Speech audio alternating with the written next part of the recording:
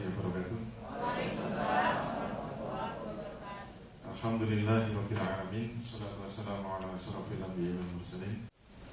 Fikih muamalah itu memang materi yang sekarang jarang dibahas. Kalau pembahasan di masjid-masjid, pembahasan pengajian-pengajian kita, ceramah-ceramah kita, khutbah-khutbah kita seputar ibadah dan akhlak itu sudah banyak. Jadi kalau kita pengajian biasanya dibahas apa? Masalah ibadah. Kalau tidak membahas masalah ibadah biasanya membahas masalah akhlak. Kalau tidak membahas masalah akhlak biasanya membahas masalah ibadah. Kalau tidak membahas masalah ibadah biasanya membahas masalah akhlak.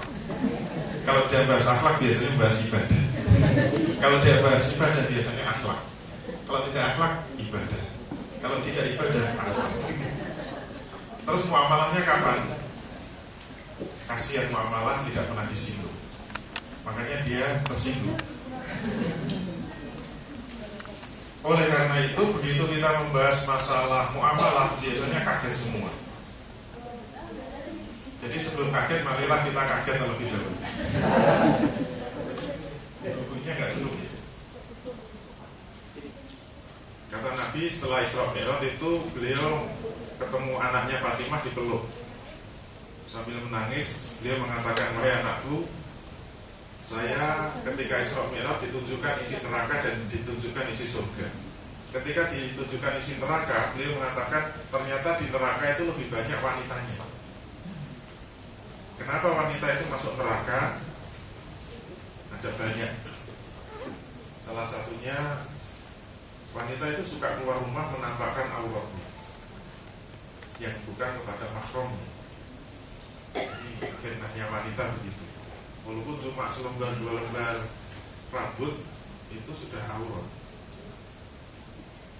Rambut mau jelek, mau dikeramasi, mau mengkilat, itu semua aurat, tetap haram. Menarik dan menarik tetap haram. Itu baru rambutnya, apalagi yang lain-lain. Dalam Islam itu memang semua amal kita, baik itu amal yang baik maupun amal yang buruk, termasuk amal itu benar ataupun salah. Kalau amal itu tidak disandarkan kepada hukum syariat, tidak disandarkan kepada Islam, itu tetap tertolak. Nabi mengatakan man amila amalan laisa alaihi amruna fa huwa raddun.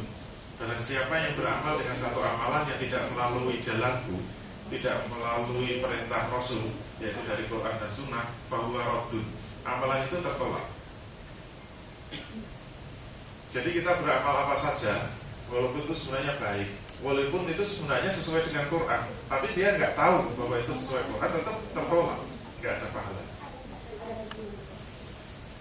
Oleh karena itu, kalau kita tidak pernah mengkaji fikih muamalah kemudian berbisnis, ya insya Allah salah semua.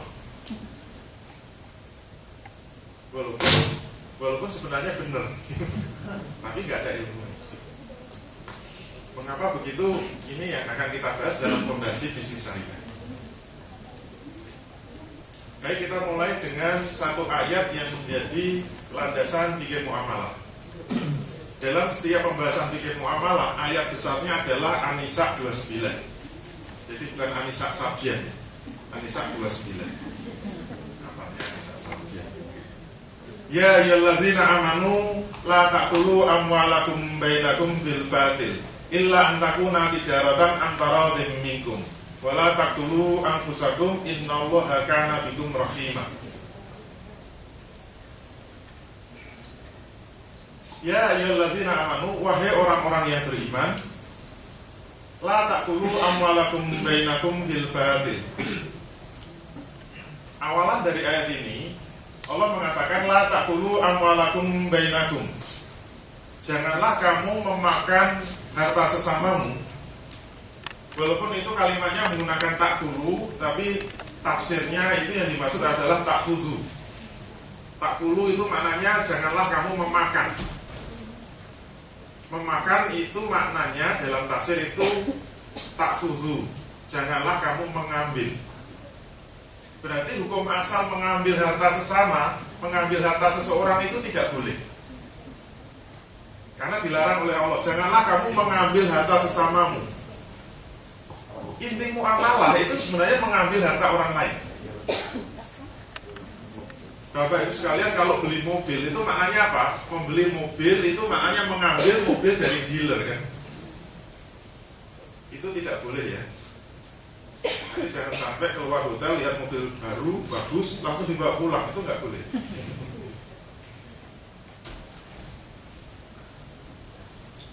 Jadi prinsip dasar muamalah itu sebenarnya mengambil harta orang lain. Harta itu tidak hanya uang. Harta itu uang, barang, termasuk jasa itu bisa disebut harta. Aktivitas muamalah itu aktivitas mengambil harta orang lain. Hukum asalnya tidak boleh kecuali dua syarat yang harus dipenuhi. Yang pertama apa? Illa antakuna tijaratan. Syarat pertama harus dengan tijarah. Dalam kalimat Quran ini berhenti sampai di situ. Tafsirnya menurut Ibnu Katsir yang dimaksudkan tijarah yang sesuai dengan syariat. Jadi cara pertama kita boleh mengambil harta orang lain, yaitu apa? Harus dengan perniagaan, harus dengan perdagangan, harus dengan proses bisnis yang benar, yang sesuai dengan syariat. Berarti lawan dari tijarah yang benar itu adalah batil. Semua pengambilan harta yang tidak melalui jalan syariat itu adalah batil. Nanti kita tunjukkan apa yang disebut batil. Dan konsekuensi dari batil, harta yang kita peroleh dari batil itu kita manfaatkan untuk apa saja tidak boleh. Hukumnya haram. Kita mendapatkan harta yang batil, kemudian kita sumbangkan, itu haram hukumnya. Kita jual lagi, haram hukumnya. Kita pakai sendiri, haram hukumnya. Kita berikan orang lain, haram. Semuanya haram. Itu harta yang batil. Sebagai pemanasan perlu contoh ya, supaya tegang-tegang sedikit, supaya apa? Ada yang pingsan. Saya ambil contoh yang ringan, yang sederhana. Harta yang batil itu harta yang diperoleh dari proses leasing. Ada yang pernah membeli mobil dari leasing? Atau ada yang pernah membeli motor dari leasing? Nah, leasing itu termasuk akad yang batil. Kalau leasing itu akad yang batil, berarti motor yang kita peroleh itu dimanfaatkan untuk apa saja haram. Sudah pingsan? Silakan.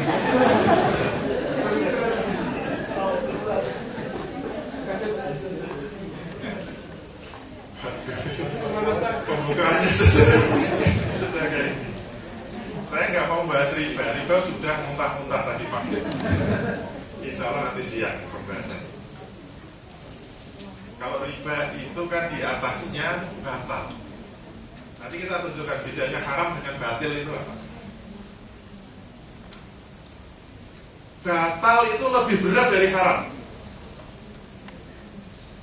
Bedanya haram dengan batal. Untuk contoh menikah. Misalnya ada orang menikah, laki-laki perempuan. Masih ingat rukun menikah? Jangan-jangan nikahnya batal semua. Menurut Imam Syafi'i, rukun nikah itu 5. Yang pertama, 2 mempelai, laki-laki perempuan. Nomor 2, wali. Nomor 3, mahar. Nomor 4, 2 orang saksi. Nomor 5, ijab qabul. Oke. Sekarang misalnya 4 rukun terpenuhi.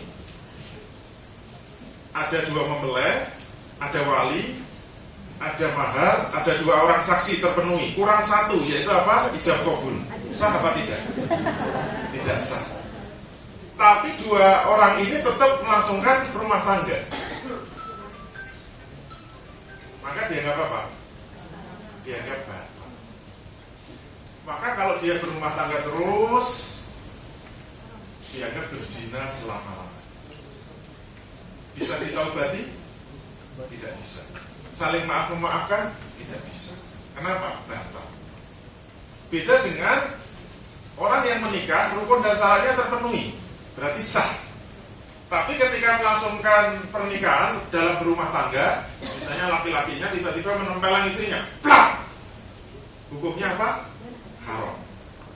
Nah, menghilangkan haram itu lebih mudah. Caranya bagaimana? Caranya bertobat dan minta maaf sama istrinya. Bertobat kepada Allah, minta sama istrinya, minta maaf, wahai istriku, maafkan diriku karena telah menempeleng kamu. Istrinya melihat, saya terima maafmu atas tempelenganmu kepadaku. Selesai. Menghilangkan keharaman itu mudah. Insya Allah begitu memaafkan, bertobat, selesai. Beda kalau nikahnya batal. Kalau nikahnya batal karena tidak ada ijab kabul itu dihitung berzina terus selamanya. Walaupun tiap hari bertobat kepada Allah, astagfirullah ya Allah, maafkan zinaku atas istriku. Terus minta maaf sama istrinya juga nggak bisa. Wahai istriku, maafkan atas zinaku kepadamu. Saya terima maafmu atas zinaku kepadaku, nggak bisa. Bagaimana agar halal? Akadnya harus diulangi. Akadnya harus diulangi dan 5 rukun harus terpenuhi. Baru disebut sah, maka semua yang dilakukan halal. Nah, berarti halal itu di atasnya sah dan batal. Ini hanya untuk pemanasan. Dan itu tidak hanya berlaku pada pernikahan. Dalam fikih muamalah semuanya berlaku seperti itu. Jadi kalau kita itu melakukan bisnis, nanti kalau kita sebut batal, maka harta yang kita terima tidak sah. Berarti semua tasarruf terhadap harta itu haram. Contohnya tadi apa? Leasing. Kenapa leasing itu batal? Karena mengandung 2 akad di dalam satu akad. Semua muamalah dalam Islam kalau ada 2 akad dijadikan satu akad itu jatuhnya batal. Kenapa leasing itu 2 akad? Karena leasing itu akad sewa menyewa dicampur dengan jual beli, namanya sewa beli. Dalam pandangan Islam, semua akad itu mengandung satu muqtadul aqd yang berbeda-beda. Maka kalau dicampur itu status objek akad menjadi rusak. Status objek akad menjadi rusak. Makanya dalam leasing itu yang kasihan objek akadnya, yaitu sepeda motornya. Misalnya leasing itu 5 tahun. Dalam 5 tahun itu sepeda motor itu tersiksa. Dia sedih kalau malam menangis sendiri. Di malam yang sunyi ini aku sendiri, dia ada yang menemani. Dia menangis seorang diri. Kasihan tuh motor. Kenapa? Dia nggak tahu status dirinya itu milik siapa. Kamu siapa yang punya? Kalau tanya, kamu milik siapa? Saya tidak tahu. Coba sekarang boleh dibuktikan. Kalau Bapak Ibu sekalian leasing sepeda motor, pertanyaannya, selama 5 tahun masa leasing itu, sepeda motor itu milik siapa? Milik dealernya atau milik pembelinya? Kalau Bapak Ibu menjadi dealer, sekarang saya tanya BPKB dan STNK atas nama siapa? Atas nama pembeli kan? Katanya milik dealer. Ayo, aku siapa yang punya? Mau di Padang kan saya nggak ada yang punya. Ayo, sepeda motor ini milik siapa? Kalau dijawab dealer, ternyata BPKB atas nama pembeli. Tapi benarkah itu milik pembeli? Nggak bisa. Kalau kita kreditnya, mencicilnya itu berhenti di tengah jalan, nasibnya motor gimana? Langsung diambil sama dealernya, semua yang dibayarkan dianggap sewa. Duitnya habis, dianggap sewa menyewa, motornya langsung diambil. Kenapa? Itu milik dealer, bukan milik pembeli. Nggak jelas kan statusnya? Motornya yang bingung. Katanya saya milik pembeli, kok sekarang diambil dealer. Berarti kamu milik dealer. Sekarang saya tanya lagi, kalau benar itu milik dealer, siapa yang membayar pajak? Pembeli. Bapak Ibu sekalian pernah menyewa mobil? Pernahkah kalau Bapak Ibu sekalian menyewa mobil, pas jatuh tempo bayar pajak, kemudian suruh bayar pajak? Mau? Misalnya sewa mobil sehari 350.000, pas bayar pajak dulu, pajaknya 2 juta. Mau? Loh, kok yang mau itu? Nyatanya motor yang bayar pajaknya siapa? Pembeli kan, bukan dealer. Kasihan tuh sepeda motornya, nangis terus tiap malam. Ternyata saya milik pembeli. Iya enggak? Ayo, siapa yang punya? Itu menunjukkan bahwa akad ini rusak. Karena jual beli itu muqtadul akadnya adalah pemindahan kepemilikan. Konsekuensi dari akad jual beli itu adalah pemindahan kepemilikan. Sementara sewa menyewa, konsekuensi akadnya apa? Pemindahan manfaat. Tapi barang itu tidak pernah berpindah milik. Coba bayangkan, sewa menyewa yang memindahkan manfaat saja, jual beli yang memindahkan kepemilikan dicampur, terus itu akad apa lagi? Itulah leasing di sungai itu.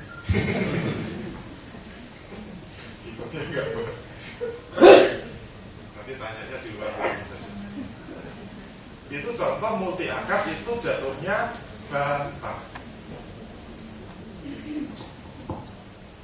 Jadi harus hati-hati. Itu contoh mendapatkan harta sesama dengan cara yang batal, kecuali dengan perniagaan yang benar. Maka walaupun jual beli harus ngerti rukun dan syarat. Itu leasing terlalu berat ya. Oke, tak kasih yang lebih ringan. Ibu-ibu suka bisnis online, atau bapak-bapak suka jualan online. Nah, contoh jualan online yang batal apa? Ibu-ibu jualan modalnya cuma foto diunggah, ditawar-tawarkan. Kemudian ada yang membeli, terjadi transaksi jual beli. Ini batal. Kenapa? Melanggar salah satu syarat jual beli, yaitu apa? Penjual tidak boleh menjual barang yang belum dimiliki. Tapi mengatakan la tabi ma laisa indah. Janganlah kamu menjual barang yang belum dimiliki. Berarti kalau penjual belum memiliki barang, sudah terjadi akad jual beli, itu akad yang batal.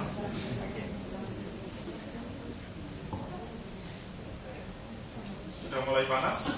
Cukup sekian. Yang kedua, walaupun rukun dan syaratnya terpenuhi, artinya perniagaan itu benar atau perdagangan itu benar, masih ada ketentuan yang kedua, yaitu apa? Harus antara dimingkum, harus suka sama suka di antara kedua.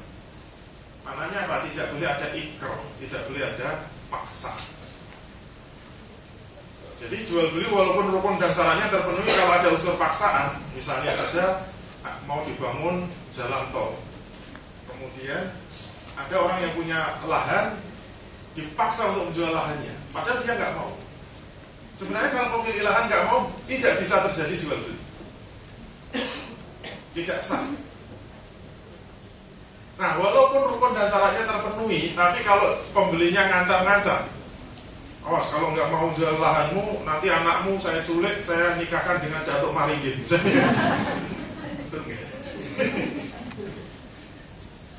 Wah, akhirnya anaknya ketakutan kan, saya nggak mau nikah sama Datuk Maringgin, sudah tua bangka gitu. Tapi karena dipaksa, akhirnya lahan dijual. Jual beli seperti ini tidak sah, itu batil. Kenapa? Ada paksa. Selesai. Ada pertanyaan? Tidak ada. Ini baru fondasi. Pemanasan dulu lah. Sudah gak kuat akad. Maknanya satu akad itu, kalau mau transaksi bisnis, ini akadnya apa? Maka harus dipilih, harus jelas. Memang kadang-kadang ada istilah fikih yang tidak kita pahami. Misalnya saja ini akadnya apa? Kalau saya mengatakan ini akadnya baik, itu maknanya jual beli. Nah, kalau ini akad jual beli, maka rukun terpenuhi, syarat terpenuhi. Konsekuensi akadnya cuma satu. Kalau sah, maka konsekuensinya akad apa? Terjadi pemindahan kepemilikan. Nah, itu namanya satu transaksi harus satu akad. Bukan dua objek akad, bukan. Nanti kita jelaskan apa yang disebut objek akad. Kalau saya membawa mobil, itu harus tanya, ini akadnya apa? Jual beli apa sewa menyewa? Gitu loh. Harus jelas, jangan sampai kita mengatakan sewa beli. Mobilnya bingung kan? Ini disewa apa dibeli? Karena sewa beli itu kalau berhenti di tengah jalan dianggap sewa menyewa. Kalau cicilannya selesai dianggap jual beli, itu makna sewa beli. Loh kok itu disyariatkan coba? Di bank syariah namanya apa? Ijarah Muntahiyah Bitamlik. Judulnya memang Arab-Araban tapi tetap tidak sah. Walaupun pakai bahasa Arab. Gimana Bu? Ya memang sudah beli online begitu. Kita mau beli, terus uang kita transfer, barangnya ya sudah jual beli online kan begitu. Yang batal kalau penjualnya itu belum punya barang sudah nawar-nawari. Ketika terjadi akad, uang ditransfer, dia baru nyari, dia beli. Setelah dapat, kemudian suruh dropshipping dikirim. Itu sudah pelanggarannya sudah double. Pelanggaran pertama dia belum punya barang sudah dikirimkan. Yang kedua dropshipping juga haram hukumnya.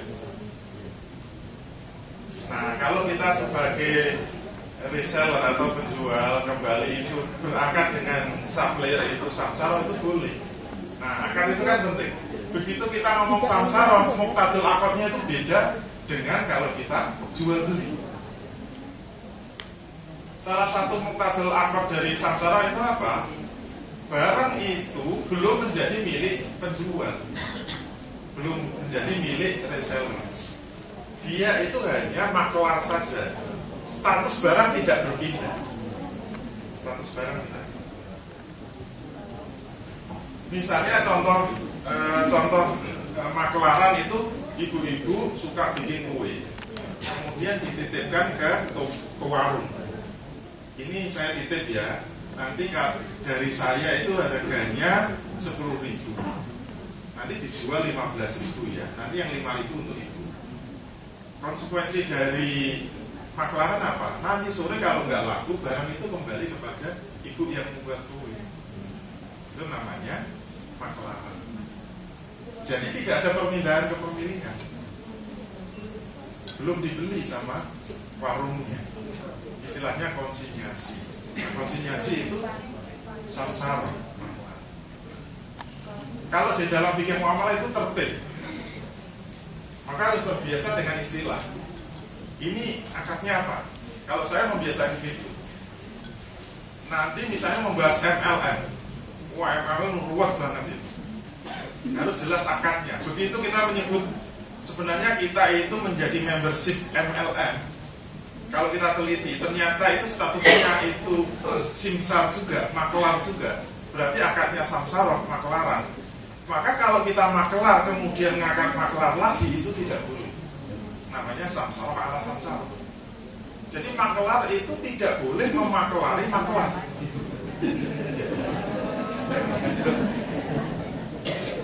Tugas maklar itu mempertemukan penjual dan pembeli.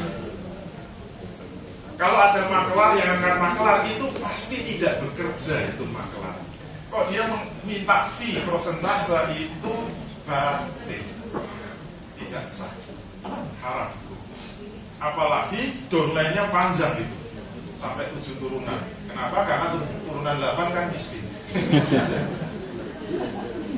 Nah kalau punya downline tingkat 1, downline tingkat 2, downline tingkat 3 sampai 7, sebenarnya yang bekerja itu downline yang ke-7.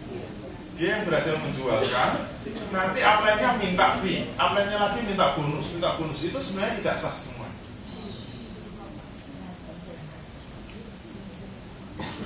Jadi untuk mendeteksi itu begitu, harus jelas akadnya dulu. Dalam akad fikih muamalah namanya salam, jual buat. Dan itu pasti dituangkan dalam kontrak akad. Pernah lihat? Kontraknya itu pasti menggabungkan antara salam dengan jual beli kredit. Iya enggak? Kenapa? Karena salam itu tidak boleh kredit. Semua akad salam itu pembeli harus membayar cash di depan. Nah kalau kita bisa bayar cash 100% di depan, ngapain datang ke bank? Kan mending langsung ke developer kan? Berarti kita datang ke bank memang mau kredit. Berarti datang ke bank itu pasti 2 akad. Itu apa? Akad pesan kepada bank. Kemudian akad pesan itu tujuannya apa? Supaya bank membeli rumah kan. Terus kalau bank sudah dapat rumah, menjual secara kredit kepada kita. Nah itu hadisnya langsung Nabi mengatakan la yahilu salafun bibai'in. Tidak halal salam dicampur dengan jual beli. Langsung tidak kalah. Maknanya apa? Batin. Kenapa ada dua akad itu? Akad salam dan akad jual beli kredit. Dan itu pelanggarannya banyak. Karena rumah termasuk objek akad yang tidak bisa disalamkan. Yang bisa disalamkan itu hanya objek akad, yaitu barang yang bisa ditakar, ditimbang, dan dihitung. Rumah tidak termasuk barang yang bisa ditakar, ditimbang, dan dihitung. Maka rumah tidak bisa disalamkan. Itu kesalahan pertama. Kesalahan kedua, pasti ada multi akad, yaitu salam dan jual beli kredit. Kalau pengen halal, itu bisa. Yaitu apa? Akadnya satu saja. Misalnya kita saya pesen rumah ya, tolong dicarikan.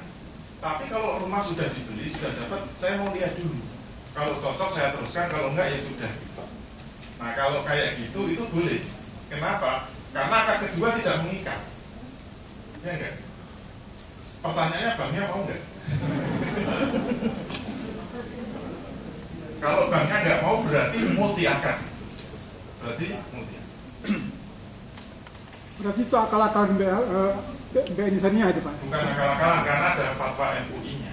Oh gitu. Ini perbedaan saya dengan MUI. Karena MUI itu menghalalkan multi akad.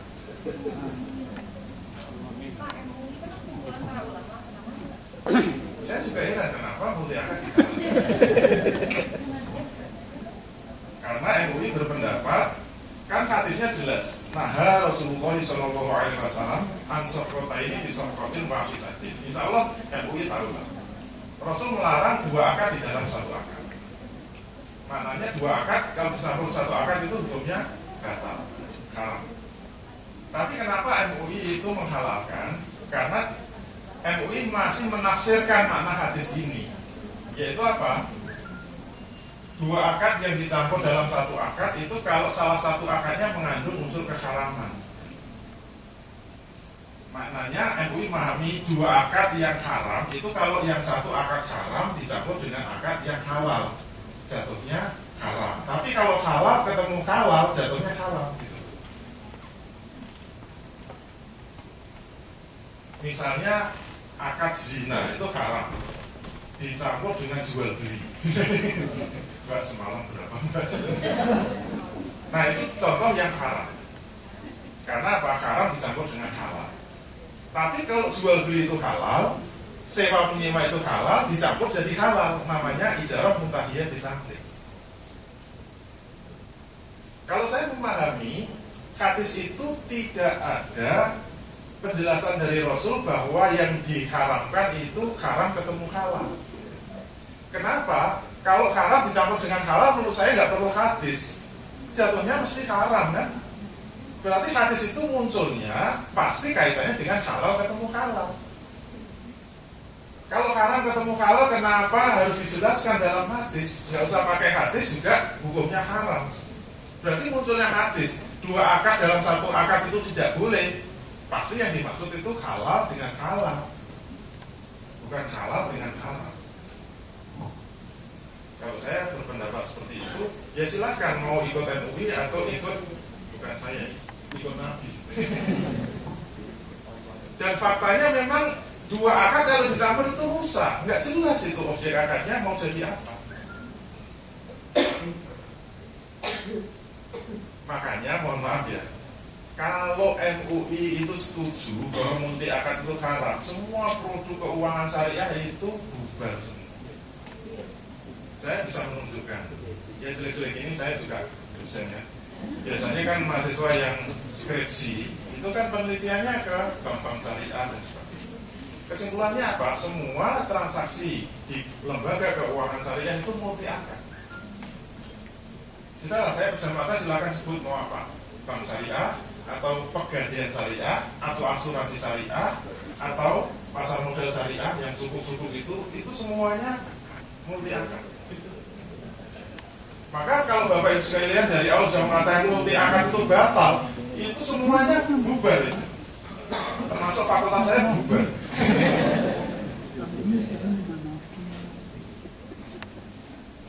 Mau sebut apa? Pegadaian. Pegadaian itu kan dua akar, utang piutang plus ijarah, ya enggak?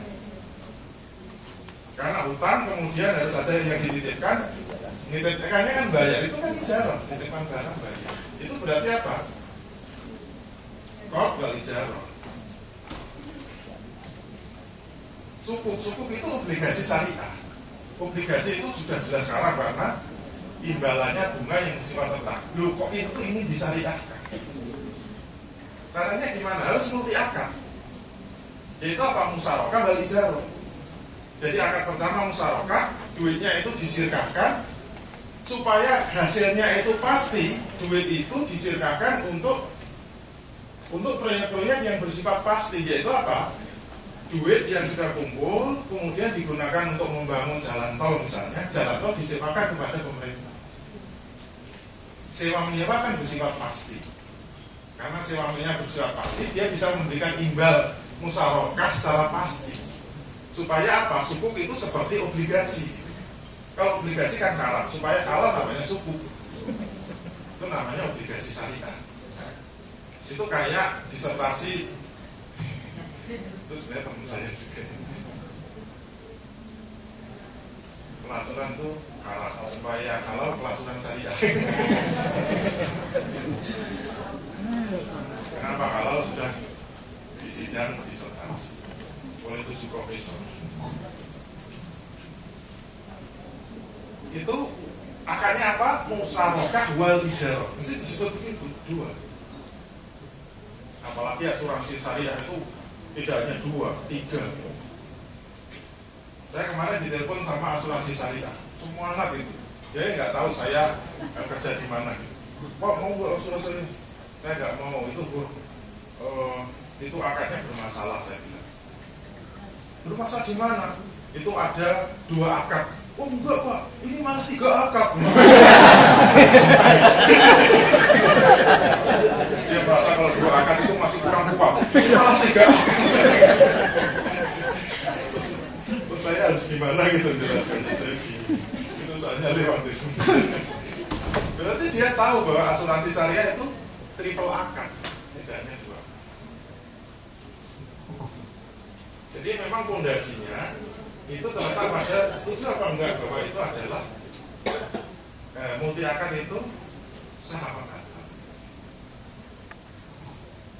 Oke, kok rasanya udah panas itu. Yang kedua, pertanggungjawaban data itu berat. Ini untuk kehati-hatian.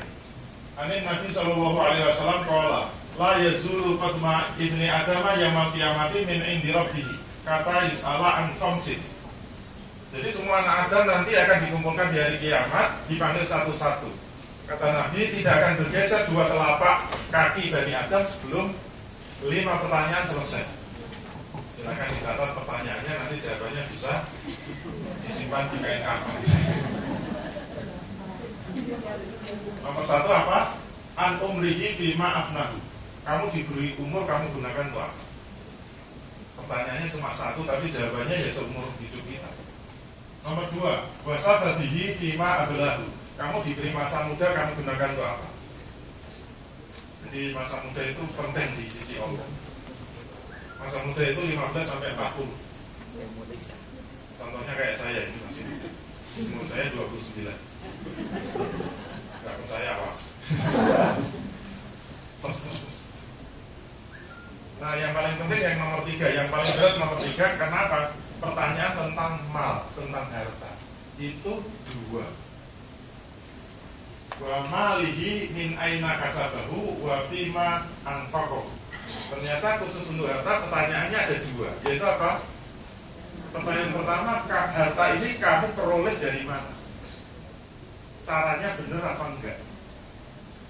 Terus kalau itu sudah kita peroleh dengan cara benar, masih ditanya, kamu gunakan untuk apa? Berarti nanti panjang sekali urusan harta. Sampai nanti mengatakan mungkin selisih hisab antara orang miskin dengan kaya bisa sampai 500.000 tahun. Umurnya cuma 70 tahun aja hisabnya 500.000 tahun.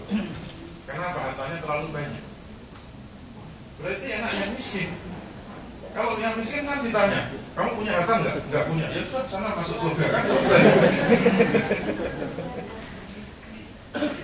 Tapi kalau kaya coba tanya satu-satu sampai malam sekali. Enak di sini ya. Ya sudah cukup sekian. Nggak usah bahas bisnis lagi. Tapi kaya miskin itu sudah termasuk di tangan Allah. Rezeki itu di tangan Allah. Kita itu kalau memang jatahnya kaya ya untuk jadi miskin susah juga. Kayak Abdurrahman bin Auf itu pengen miskin itu susah banget. Gagal terus.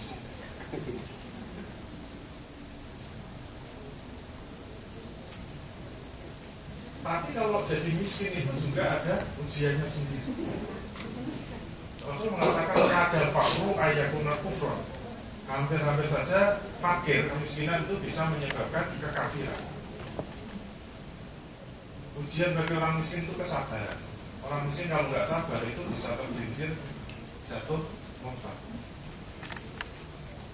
Karena orang miskin itu jadi sasaran itu kristenisasi. Banyak yang sudah murtad gara-gara apa? Miskin. Cuma bermodalkan beras 2 kilo dengan supermi 1 dus sudah bisa murtad.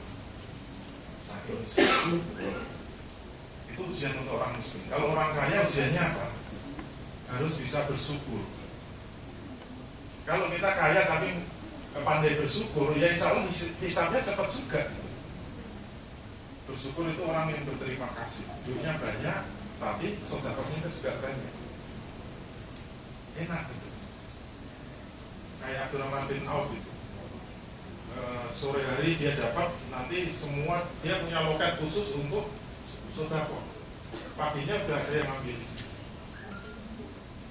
Ini yang pandai bersyukur. Makanya kalau bisa yang kaya-kaya itu punya penyaluran lah. Apa dia itu punya panti asuhan atau punya pesantren. Saya juga ikut-ikutan pengen kayak gitu karena calon kaya. Saya sekarang lagi merintis pesantren, tapi khusus pesantren ekonomi Islam. Ya saya ingin mencetak kader bikin muamalah karena sekarang nggak laku itu, nggak ada yang mau pesantren yang khusus bikin muamalah itu nggak ada. Yang benar-benar mendalami kitab-kitab bikin muamalah. Nah saya pengennya punya pesantren yang santrinya itu mau membuka kitab-kitab besar. Bukti bahwa sekarang bikin muamalah nggak pernah dibuka. Ketika ada yang membahas khilafah itu kaget semua. Seakan-akan ini bukan ajaran Islam, dimusuhi. Tadi pagi sudah saya singgung kan, sudah saya bahas. Padahal menolak khilafah itu jatuhnya murtad. Karena menolak satu hukum syariat itu bisa menyebabkan murtad. Dan itu ada di kitab fikih muamalah, tapi bab-bab terakhir itu di pesantren juga nggak pernah dibuka, padahal kitabnya ada.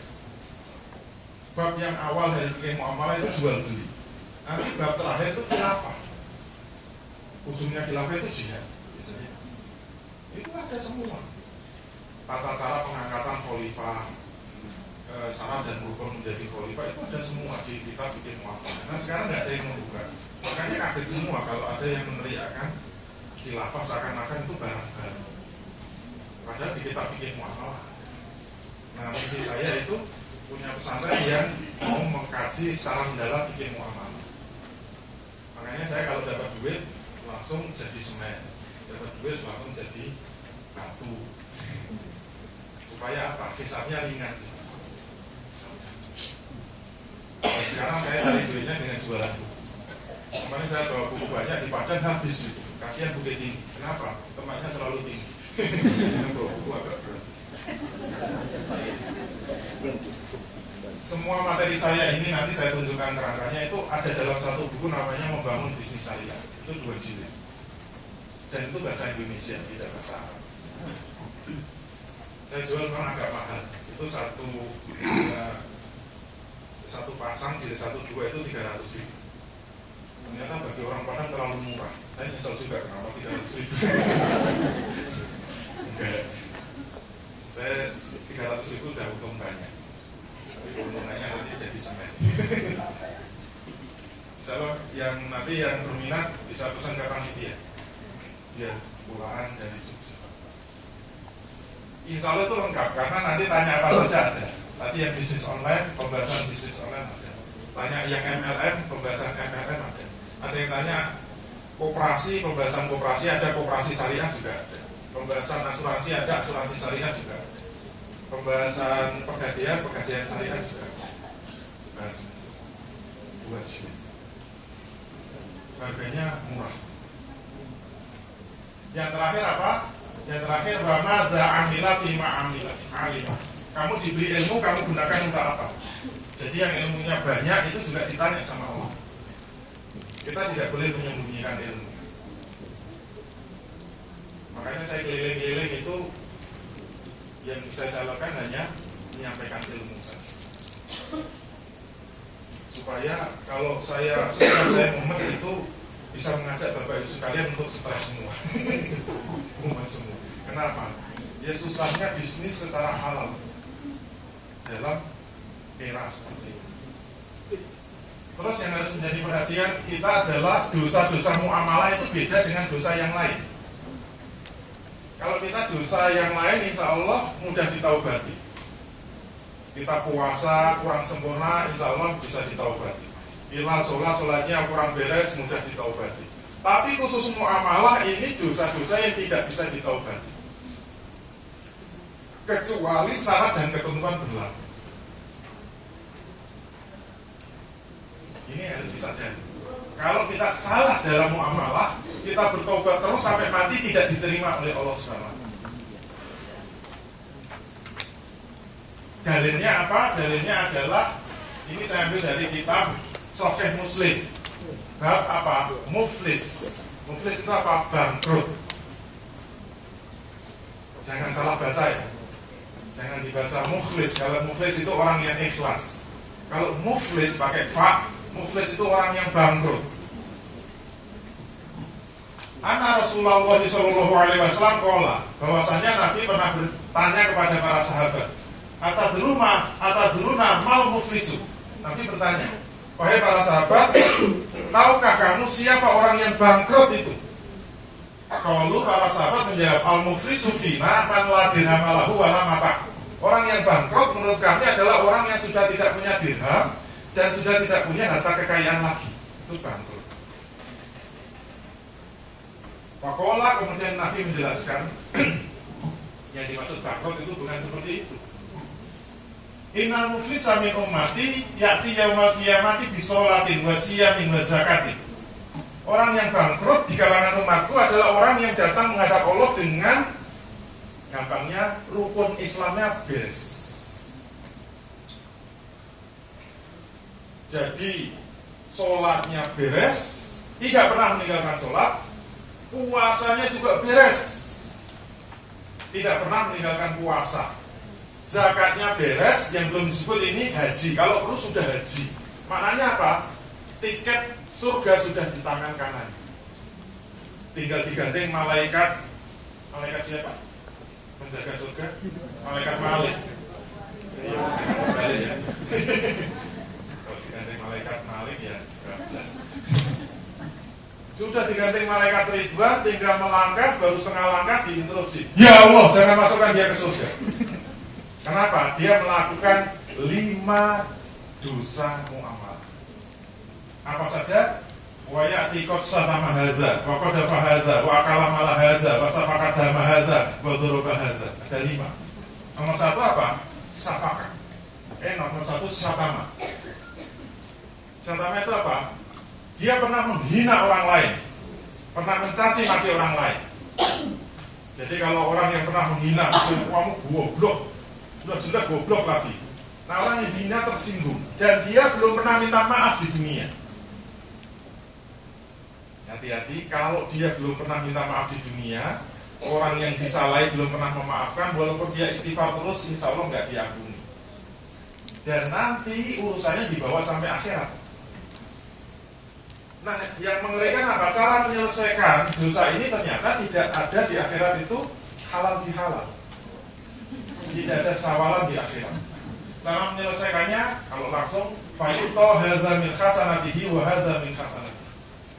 Akan diambil amal kebajikannya, akan diambil amal kebajikan. Jadi nanti orang yang interupsi, ya Allah jangan masukkan dia ke surga. Kenapa? Dia pernah menghina saya. Cara menyelesaikan, pahala sholatnya diambil dikasihkan orang yang sama. Kalau masih ada yang tunjuk, ya Allah saya juga pernah dihina, nanti amal sholatnya diambil, dikasihkan. Masih ada yang tunjuk jari, diambil sampai selesai urusan syatama. Kalau masih ada sisa pahala, dia masih berhak masuk surga. Baru digandeng setengah langkah, kelompok 2 yang terus, ya Allah jangan masukkan dia ke surga. Kenapa? Dia telah melakukan qadhaf, fitnah. Misalnya saya beli mobil baru di fitnah, wah itu korupsi, nggak konangan, nggak ketahuan. Padahal ini mobil hasil banting keringat, peras tulang. Kebalik-balik. Nah kalau orang yang memfitnah tidak pernah minta maaf saya, nanti bisa digugat di akhirat. Ya Allah jangan masukkan dia ke surga. Kenapa? Pernah memfitnah saya. Dibayar dengan apa? Kalau pahala sholatnya habis, bergerak ke puasanya. Bukannya pahala puasa itu menghapuskan dosa-dosa yang telah lampau. Ini pahala puasanya dihabisi oleh dosa ini. Yaitu apa? Dosa muamalah. Ini pahalanya puasa diambil. Nanti ada yang kena diambil lagi. Sampai selesai urusan qadhaf. Dosa yang ketiga apa? Nah ini yang kaitannya dengan muamalah harta. Yaitu apa? Wakala malah hazard. Dia pernah makan harta tanpa hak. Misalnya apa? Utang piutang tidak bayar. Utang nggak bayar itu nggak bisa ditaubati. Bahkan yang mati syahid pun nggak bisa masuk surga. Nabi mengatakan orang yang mati syahid itu nanti akan terbang melewati jembatan Siratal Mustaqim secepat kilat. Beras itu sampai pintu surga nabrak. Kenapa nggak bisa masuk? Karena masih punya hutang. Harus diselesaikan dulu. Cuma menyelesaikan hutang itu tidak bisa dengan dinar dan dirham, kata Nabi begitu. Membayar hutang di akhirat dengan apa? Dengan amal kebajikan. Kalau amal puasanya habis, bergerak ke zakatnya. Pahala zakat diambil, pahala sedekah diambil, kasihkan pada urusan-urusan harta. Yang jadi juragan hati-hati. Kalau karyawannya banyak, sudah bekerja, kok tidak dibayar, itu juga urusannya sampai akhir. Nah yang paling ngeri itu yang pejabat ya, di sana sampai korupsi. Di sana lurah kok korupsi, nanti tinggal hitung penduduk kelurahan berapa. Kalau 10.000 nanti tunjuk jari semua. Ya Allah, jangan masukkan lurah ke surga. Kenapa? Dia pernah korupsi uang desa. Itu baru lurah, apalagi bupati ya. Bupati Bukit Tinggi misalnya. Kok berani korupsi? Tinggal ngitung penduduk Bukit Tinggi berapa. Kalau 3 juta nanti tunjuk jari semua kan. Ya Allah, jangan masukkan bupati ke surga. Kenapa? Dia pernah korupsi. Loh kok ya tahu? Korupsi kan diam-diam. Semua film nanti diputar. Semua film akan diputar, semua orang akan melihat, dan semua orang akan menggugat. Dan semua orang akan egois. Tidak ada belas kasihan. Quran mengatakan wa min akhihi wa abihi wa ummihi wa sahibatihi wa bani. Itu kan saling menggugat antara siapa?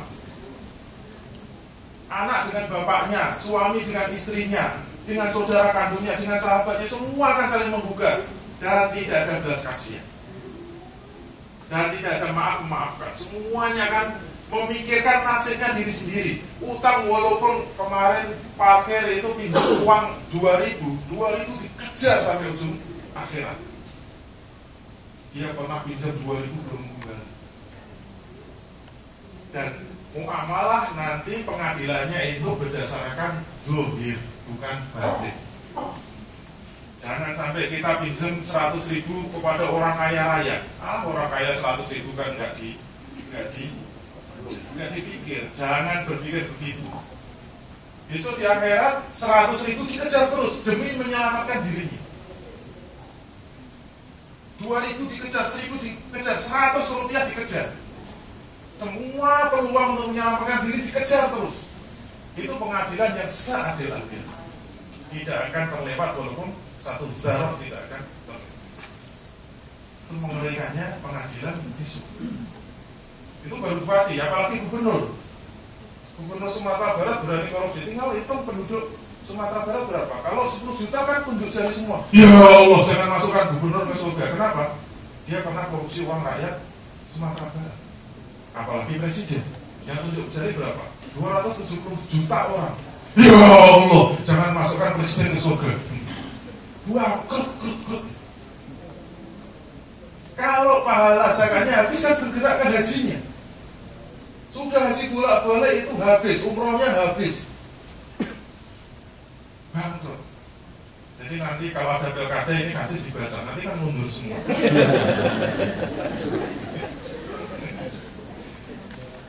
Sayangnya ini hadis ya. Ini hadis riwayat Muslim. Bisa dibuka di Sahih Muslim.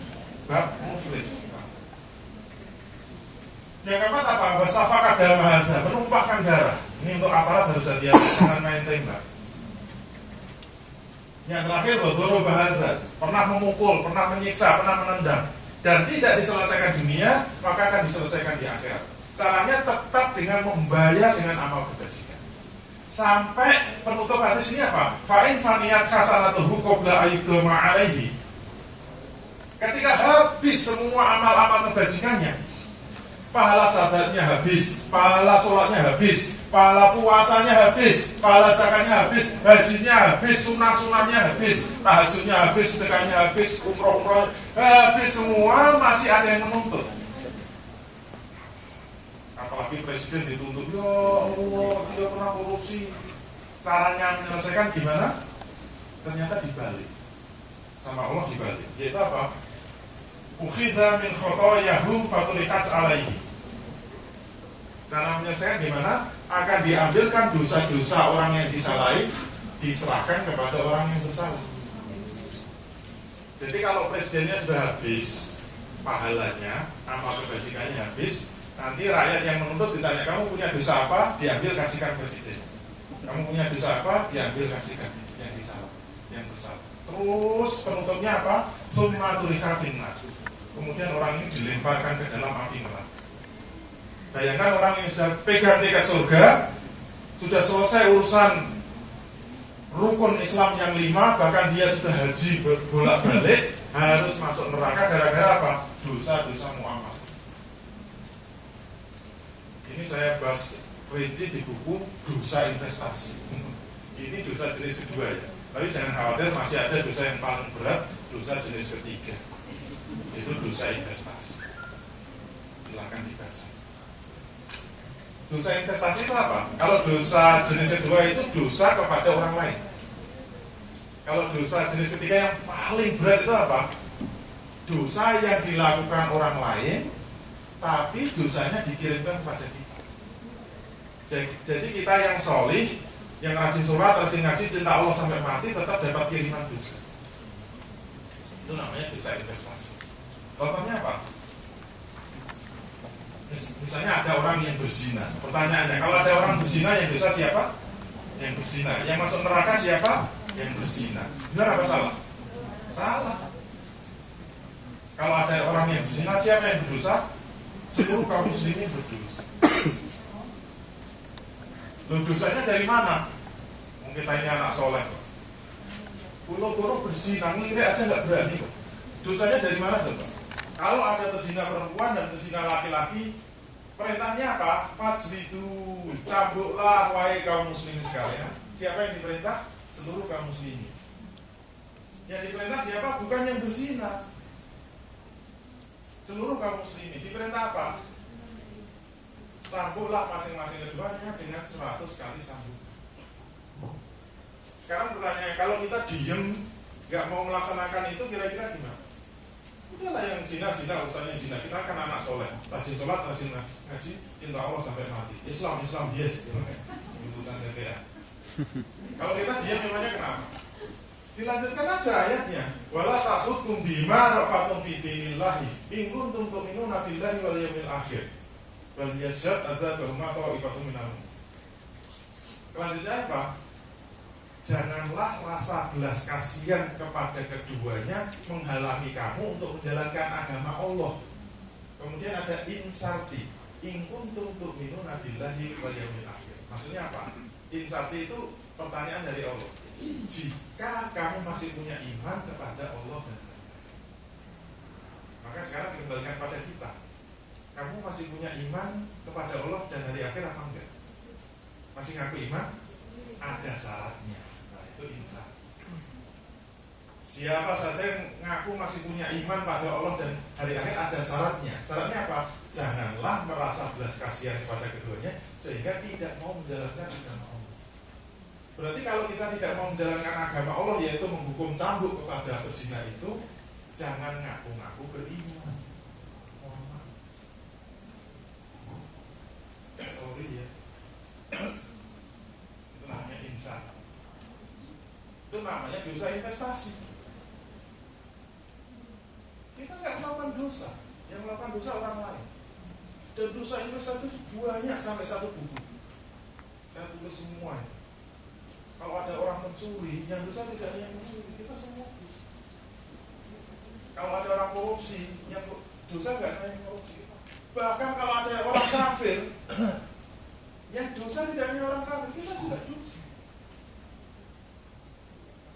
Nah, bagaimana menggugurkan dosa-dosa investasi itu? Mau nggak? Mau. Salahnya cuma satu, beli dulu saya.